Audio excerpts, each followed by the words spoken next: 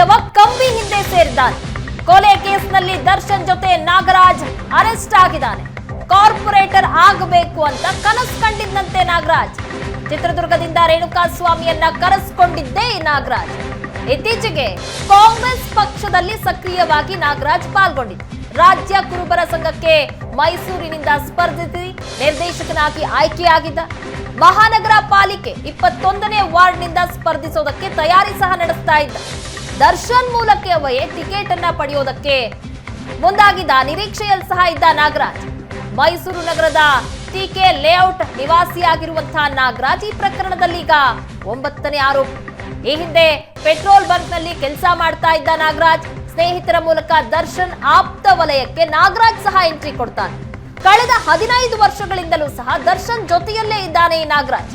ನಟ ದರ್ಶನ್ ಊಟ ತಿಂಡಿ ವಾಸ್ತವ್ಯ ಪ್ರವಾಸ ಮೋಜು ಮಸ್ತಿ ಈ ರೀತಿ ವೈಯಕ್ತಿಕ ವಿಚಾರಗಳೆಲ್ಲವನ್ನ ಸಹ ನೋಡ್ಕೊಳ್ತಾ ಇದ್ದವನೇ ಈ ನಾಗರಾಜ್. ದರ್ಶನ್ ತೋಟದ ಮನೆಯ ನಿರ್ವಹಣೆ ಕೂಡ ಈ ನಾಗರಾಜೇ ಮಾಡ್ತಾ ಇದ್ದ. ದರ್ಶನ್ ಅಭಿಮಾನಿ ಸಂಘಗಳಿಗೆ ನಾಗರಾಜ್ ಸಂಪರ್ಕ ಸೇತುವೆ ಆಗಿದ್ದ.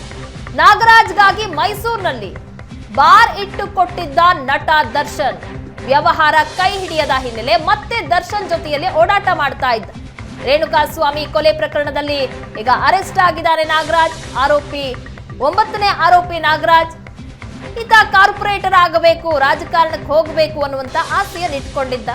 ಆದ್ರೆ ಈಗ ಅರೆಸ್ಟ್ ಆಗಿದ್ದಾನೆ.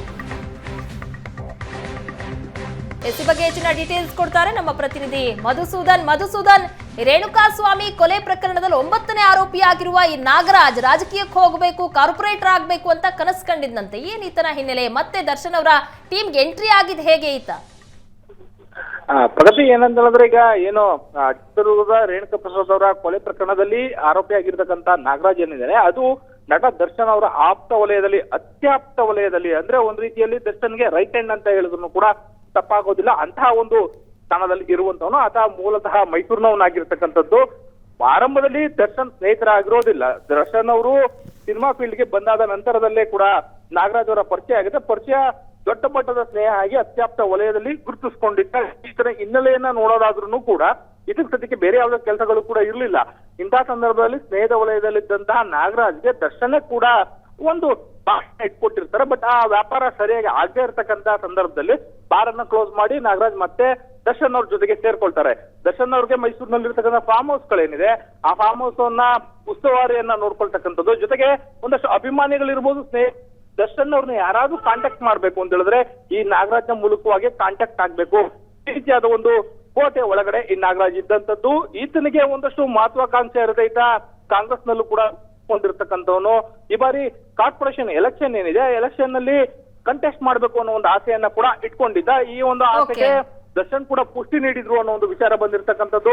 ಅವರು ಕೂಡ ಈ ಬಾರಿ ಟಿಕೆಟ್ ಅನ್ನ ಕೊಡಿಸ್ತಿದ್ರು ಅಂತೇಳಿ. ಆದ್ರೆ ಈಗ ಸದ್ಯಕ್ಕೆ ಈ ಒಂದು ಕೊಲೆ ಪ್ರಕರಣದಲ್ಲಿ ಆರೋಪಿಯಾಗಿರ್ತಕ್ಕಂಥವನು ಕಾರ್ಪೊರೇಟ್ ಆಗ್ಬೇಕಾಗಿದ್ದಂತ ಒಬ್ಬ ವ್ಯಕ್ತಿ ಈಗ ಜೈಲು ಕಂಬಿಯಿಂದ ಸೇರಿದ್ದಾನೆ ಅನ್ನೋದು ಒಂದ್ ರೀತಿಯಲ್ಲಿ ದುರಂತವೇ ಸರಿ. ಪ್ರಗತಿ, ಥ್ಯಾಂಕ್ ಯು ಮಧುಸೂದನ್ ನಿಮ್ಮೆಲ್ಲ ಡೀಟೇಲ್ಸ್ ಗಾಗಿ. ಇನ್ನು ನಟ ದರ್ಶನ್ ಗ್ಯಾಂಗ್ ನ ಆರೋಪಿ ನಾಗರಾಜ್ನನ್ನ ಸಹ ಅರೆಸ್ಟ್ ಮಾಡಲಾಗಿದೆ. ಈಗ ನಾಗರಾಜ್ ರಾಚಯ್ಯ ಕಣ್ಣೀರ್ ಹಾಕಿದ್ದಾರೆ.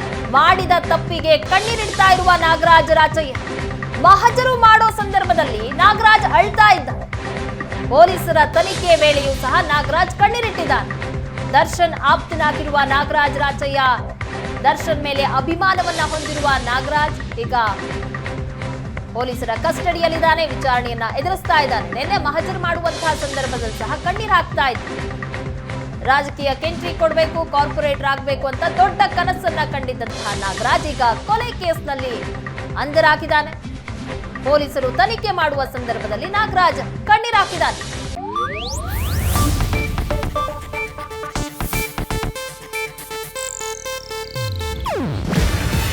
ಇದು ಏಷ್ಯಾನೆಟ್ ನ್ಯೂಸ್ ನೆಟ್ವರ್ಕ್ ಪ್ರಸ್ತುತಿ.